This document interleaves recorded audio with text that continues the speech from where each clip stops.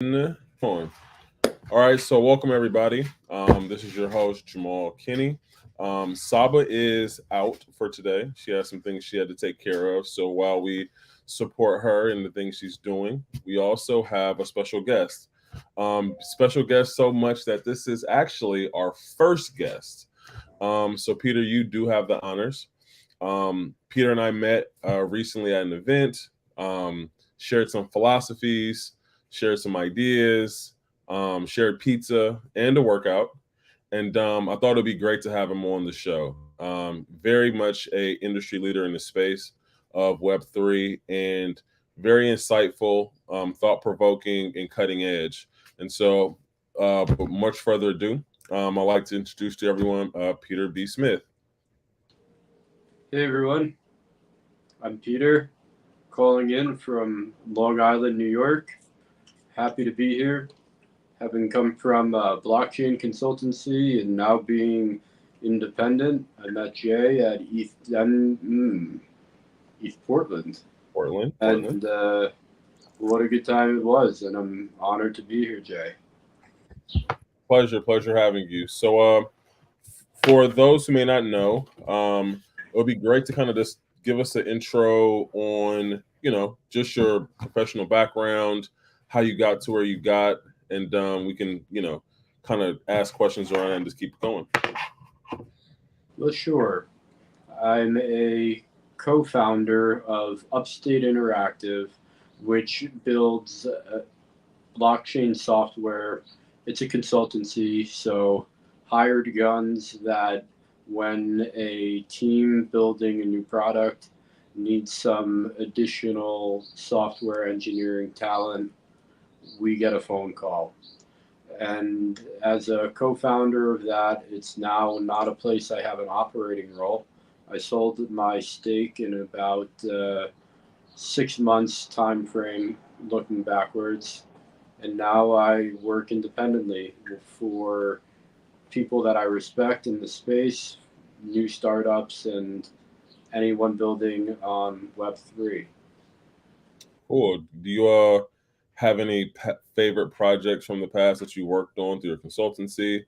Um, Sure. I think my favorite was just picking up as a matter of fact, the Rally team, and Jay, I know you know Rally, uh, brought them back up to the forefront in the last week.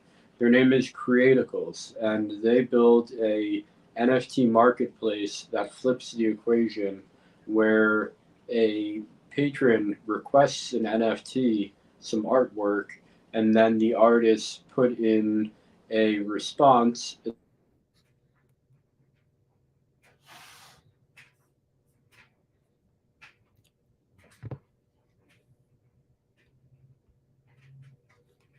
Peter, you went on mute. If you can hear me, your mic is muted. If you can hear me, your mic is muted. Your mic is muted.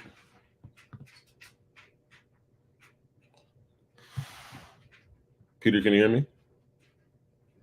Can you hear me? There we go. Gotta unmute. The joys of filming live, right? But we continue to press on and carry through. So yeah, I'm not sure if Peter, you can hear me or not. Let's send him a quick message. Your audio is on mute. All right, so I guess some more fun facts about Peter and I and how we got introduced. So we shared, an Airbnb down at East Portland, and we're able to, as I mentioned before, go on workouts together. We, uh, did all the things. I helped him a little bit with his hackathon presentation. That was really cool, but more importantly, we'll definitely have him talk specifically about that as we move forward. Yeah, you with me? I am with you. I'm with you. I'm wishing that I knew what the technical issue was. I wish we have smooth sailing from here. No worries at all. No worries at all. I have improvised, and the great thing about this is that even though we're filming live, we will be taking this footage and chopping it up into pieces. So it's no Cool. worries at all. This will be some good behind the scenes footage, of Very course. cool.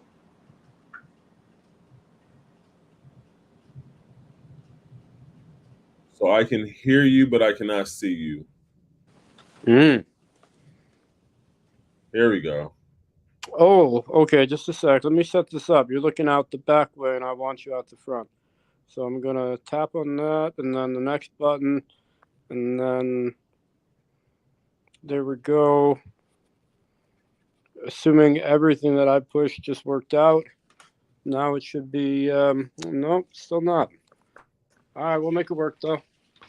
We're good. Hey. Okay, great. So yeah, you were talking a bit about. So you went on mute, by the way. I'm not sure how that happened. You kind of froze, then went on mute. So I was trying to like flag you down, but it didn't really work. Are we good now? You're great. Um, Okay. Still live, still recording. So I guess kind of pick up where you left off. You kind of mentioned about the what was the word? What was the company name? The project? In brief, check out creaticals.com. Creaticals. Yeah, there we go. I brought him in as a client for Upstate Interactive. It's a cool team, mostly based out of Boston. It's been building an NFT marketplace that flips what that means on its head. Very fun. They won a grant from Rally recently for a $50,000 Engage to Earn program. And as smart comes in this business, they're as smart as it's going to be. It's good. I love it. I love it. I love it. And I guess just speaking of events, what were your thoughts of ETH Portland? What was your grand takeaway of that event? I think it started to bring into the world more people that aren't technological or artistic to the blockchain space. What I mean is that there was some more breadth of diverse ideas than the ones that are just very tightly technical or very purely artistic for NFT purposes. And that began to get to look like some practical payment solutions like Transact. And I liked what that team was doing in particular. It was a very cool thing to see. I love it. I love it. And I guess we can pivot more about your thoughts and insights from this most recent event that you went to, the Engage to Earn. So this event was hosted by a university. It was an Engage to Earn live panel. It had an editor from CoinDesk on. It had some fella that was a host over at ETH LA named Shelly Palmer, and the man is very well known in the music business, and now seemingly like the rest of the world, getting into the world of Web3 as we know it, or blockchain, maybe more broadly.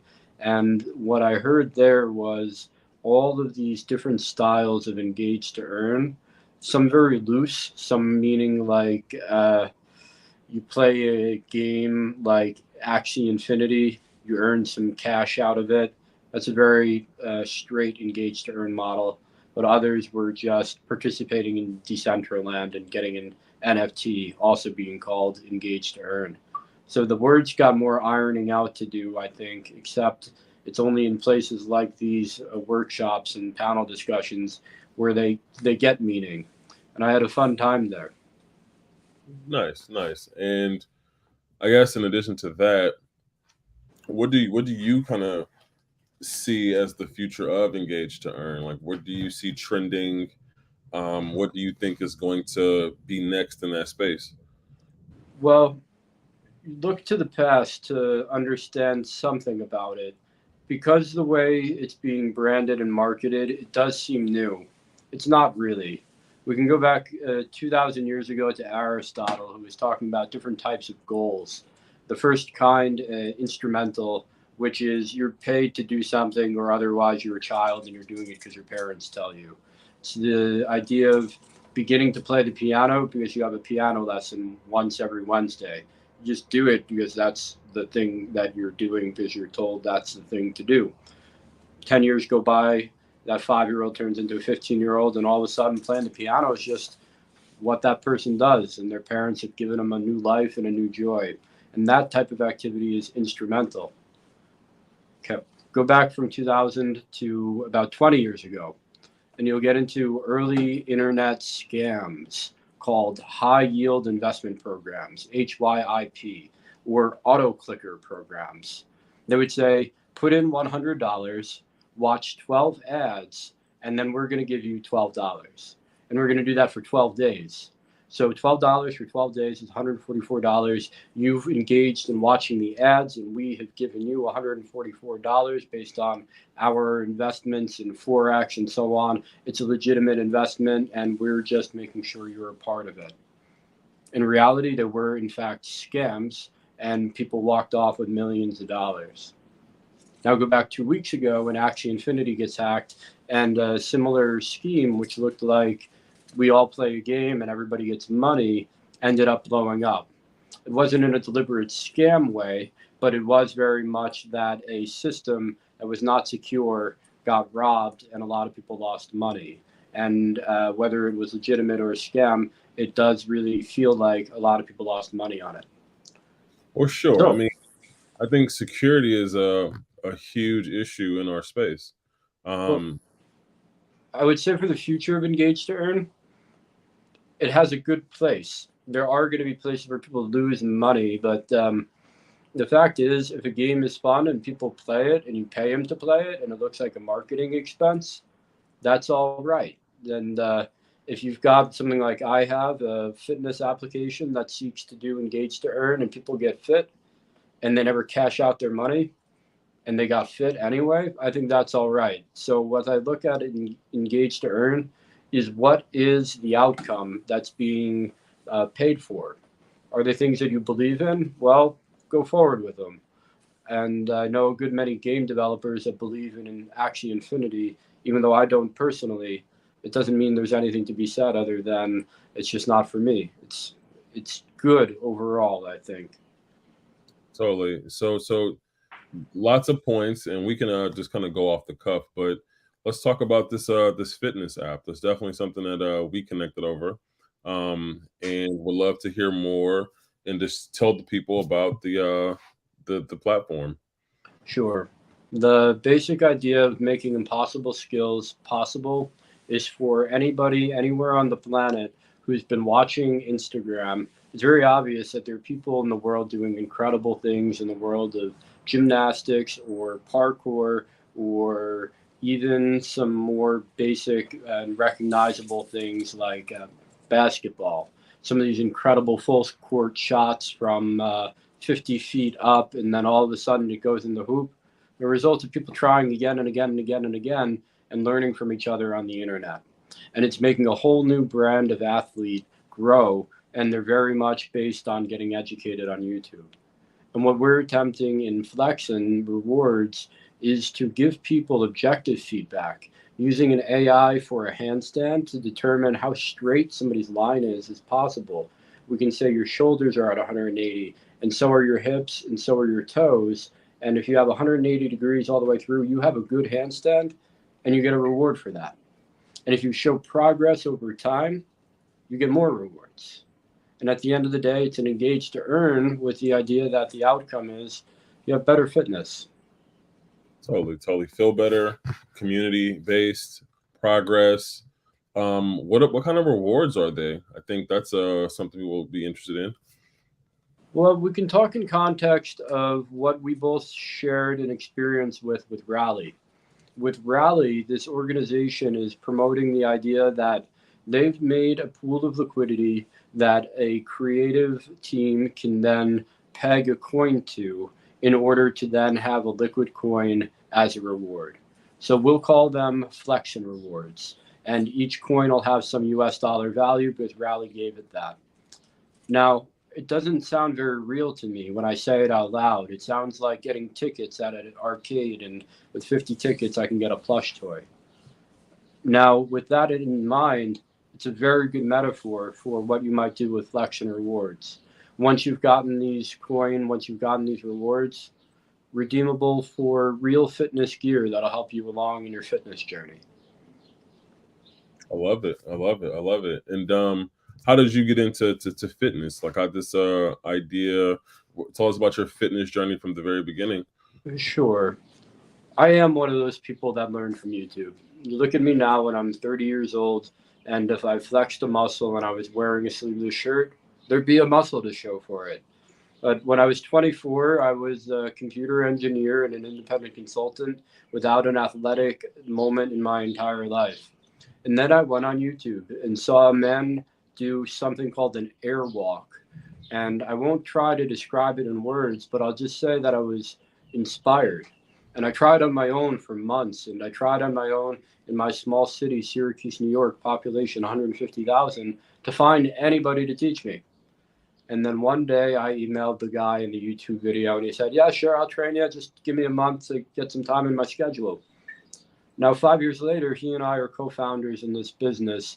And because he is among the greatest breakdancers on the planet, I've been able to meet all sorts of fantastic athletes in the world of body weight training and calisthenics and contortion and on and on. And that has led me to become more fit than I've ever been, meeting people that are so bizarrely strong or bizarrely flexible that we say that our application is for aspiring calisthenics gods and aspiring circus freaks. People that are just getting to the highest levels of performance in ways that you might have thought weren't even possible.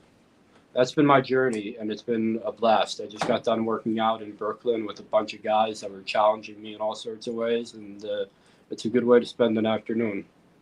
I love it. I love it. So, tell us about some of the routines or workouts you guys did in Brooklyn. Yeah, well, here I am now after 5 years of training with, and his name is Simon Atta, and you can find him on Instagram at Simonster Strength. I was doing a routine very much based on what he would prescribe. First of all, starting with a front lever, and for those that are looking at a visual for it, imagine you're hanging from a bar and then your legs are out in front of you. You just look like you're levered and hanging and suspended from a pull up bar. So I did 4 sets of those for 10-second holds. Then I did L sit chin ups, which is an L sit while doing a chin up. And then this old dude said, "Get over here. You got to do some push ups." And he had me do like these 30 push ups. And it was this hard challenge he kept challenging everybody at the park to do. And with that little segue, it shows you how social it can be to be fit and how fun it can be because you get pulled into these different things and challenges for no purpose other than just the joy of doing them. And then I did my regular routine after that with some weighted chin ups to call it a day, and I was totally cooked. I love it. I love it. Yeah, I'm a big proponent of obviously the metaverse Web3, though I think getting in shape, being in shape will always be in person. When I play sports, I want to play with people. I want that natural realm of things to never leave. And it's weird because again, natural aspects of humanity are going to become a commodity. So that's it's an interesting take. Um and I think that fitness has a rightful place within all of this. You know, there's if you look at some of these events that we go to, or just the community at large, you know, there's a stigmatism around developers or designers that don't like to work out, that we just, you know, stay in front of our desks for 15 hours a day, drinking soda, eating pizza. And it's not true. And I love what you're doing with flexing because that can help to break the mold, not just for the general population at large, but for our internal community who are building within Web3. So I love it. Hmm. Man, I'm not from a large city. I'm from a small community.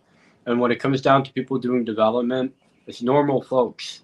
It's people who are getting into it for the first time at 50 or at 27 who've never owned a computer or only maybe just recently got into it.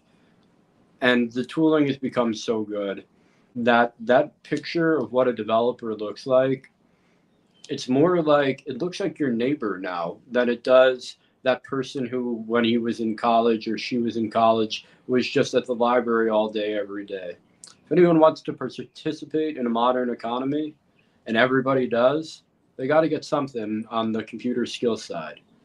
And so there has to be room for all of it, including fitness in there, because if not, then there's just going to be all sorts of population that are not going to be engaged and active in what we would call our modern digitally enabled society. And that would be a great loss. I agree. I agree. So I guess my next question is, in addition to flexing, like what else are you working on? I know there's a newfound time. So, how are you feeling with the newfound time? What are you thinking about? How's other ideas and things kind of bubbling? So I'll share a quick bit of my, just from the heart. I worked for ages for Upstate Interactive to grow it. And as the joy of my life, and with some of my closest friends as a part of it, and I've now closed that chapter on my life, I've got a breather here.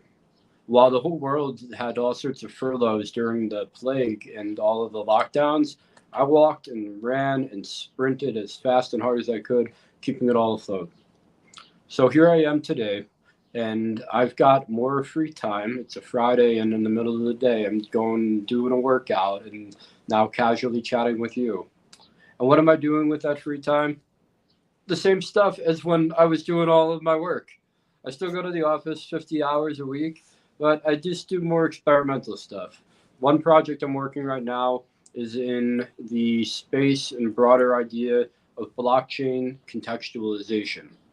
With the basic idea, like fitness people coming into the software world, anybody who wants to get into blockchain, it can't be so jargonistic. It can't be all ERC 721 and DApps and burns and mints. Not without having a better glossary of terms, not without having better connecting the dots of what it all comes together. And because that is so vitally important for broad adoption, that's where I spend most of my intellectual focus. Sometimes with a fun project like I did at ETH Portland called Web3 is WTF, that seeks to have the entire community engaged by having a 7-second video. But other times it's just advising friends of mine that are artists into the world and sharing what I can with them on a more personal basis. And then ultimately it's looking out at what the rest of the world is doing too and trying to see good examples out there. Love it. I love it. I love it. And I guess when we talk about these examples, if they say 2021 was the year of the NFT, and then 2022 was supposed to be the year of the DAO. What are some of your predictions for like the rest of the year? And you can take that question as broadly as things you're not interested in, things you're interested in the market. Right now the market's down currently. Where you can see the coins going in the future, whether that be Ethereum, Bitcoin, just trends, things you predict you see happening. Well, without putting a timeline on it, I wish for all the years to come to not be the year of the anything, the DAO or the NFT. They're very dumb words on some very smart ideas. That we have to call it a DAO or an NFT is like a very technical term. What we're talking about are voting based organizations, community based engagement. We're talking about artwork that has some ability to be traced and original. And these are old ideas. Now they're presented in a new way. And so, my wish for the future is that we can do away with the jargon and the lingo and get into it where people can create, engage, earn, do as they wish in normal and plain English. I'd like to start a store. Maybe there's a decentralized database behind it, but we don't need to talk about it. We just want to know what you're selling. And boy, can we buy it? I don't need to know about a wallet address. Just please let me swipe my or tap my or just give you my, and we can work it out without all of what might be so foreign language to so many people. So great point. I 100% agree. And there's a duality around the people that are establishing the new web 3 frontier are creating these new terms intentionally because they're trying to create a new market. Like you said, it's all marketing. So what are your thoughts about that? Like, what are your thoughts about how we derived at this point of confusion for no reason? Right? Look. Uh, I'll give the other hand. On the other hand, there is so much newness to what's being done that to say and use all the same old words would be to keep this newness invisible. If you're doing something new, call it by a new name and like point at it so people can notice there's something different going on here. So there's value there. Okay. And I think that there is some good reason to use Web3. Now, at the same time, it's easy to believe that there are people just taking advantage of it for marketing purposes. Certainly, I did at Upstate Interactive. I say we did a blockchain consultancy, and it became a very good marketing and a good way to show what we're about for the future.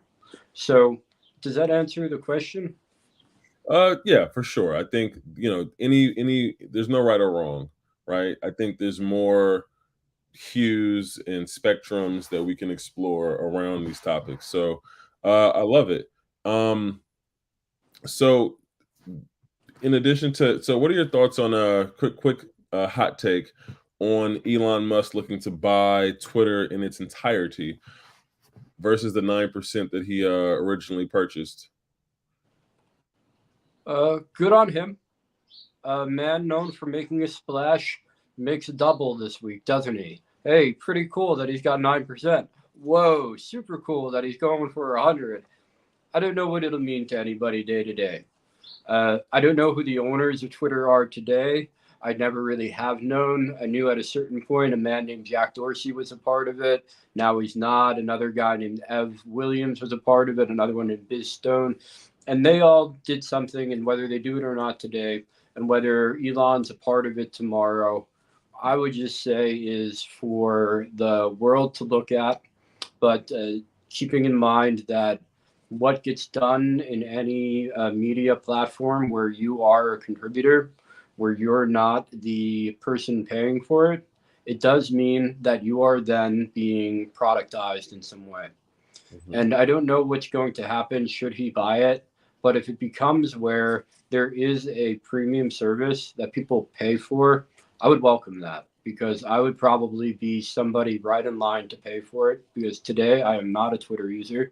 And that makes me weird in the crypto space, by the way. I got a text message from somebody telling me that, but it's true. I don't use it. I hope to. I just do wish that there were some way that I could do it very clearly in a way that I can pay an entry fee. So that way it's more clear that I am a staked party and not some person being reused and used like I have been by the Facebook Fat Cat and some of the other players out there. Yeah, I think I'm glad you've held your guns and not joined Twitter for the crypto community. While it's a twofold, yes, it's where everyone is congregating. It's the water cooler. It doesn't have to always be the same water cooler. You can make a different water cooler. You can still be successful and thrive without what I call, to a degree, a really big distraction. Now there is Twitter Blue, where you can, it's a I think it's $3 a month.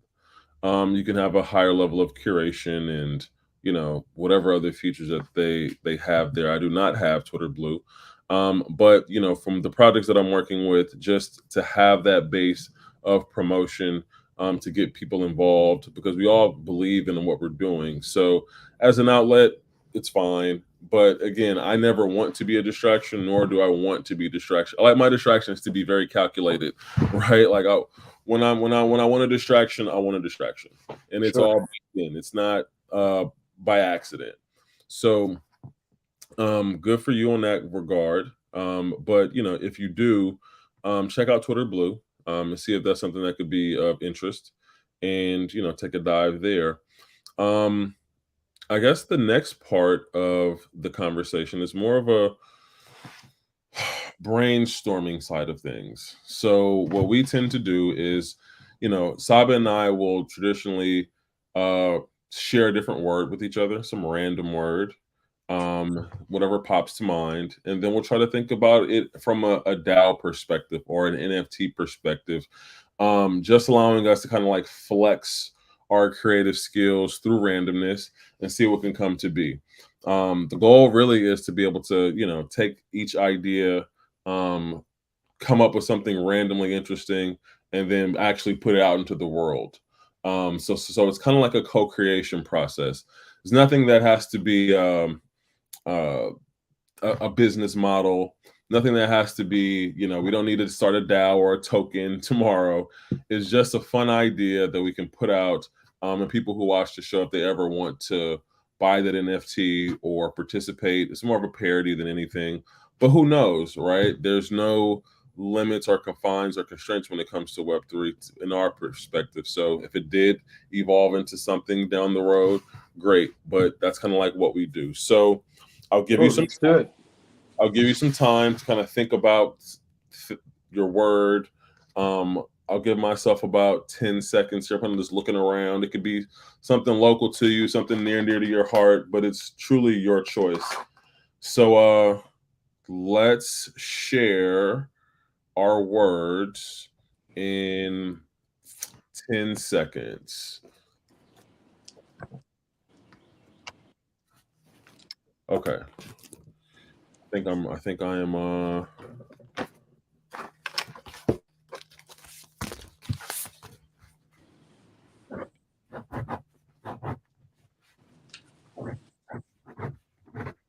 ready? Yes. All right, three, two, one. Oh no, that's showing. Disinterest? Yes. Mine is snacks. Very cool. That's good to be varied, isn't it? Okay, so I have snacks and disinterest. What kind of snacks don't you like? Wow. My 5-year-old self is kicking me for saying Dunkaroos. Something Okay, so good as a child is not so good as an adult.